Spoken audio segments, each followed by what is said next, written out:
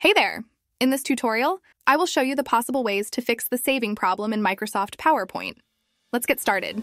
First, try to sign out, then log in again to your Microsoft PowerPoint. To do that, open your Microsoft PowerPoint.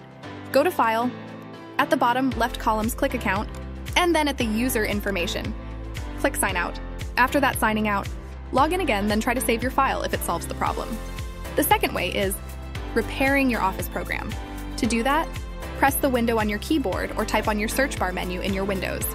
Then search for Apps and Features. Find your Microsoft Office. Click it. Select Modify and make changes to your computer to solve the problem. The other way you can do to solve the problem is to reinstall the application. To do that, go to Apps and Features. Find for your Microsoft Office.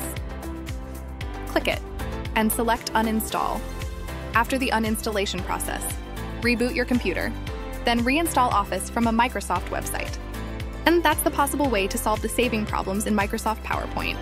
If you find this video helpful, please subscribe to our YouTube channel for more tech tutorials video. Thanks for watching.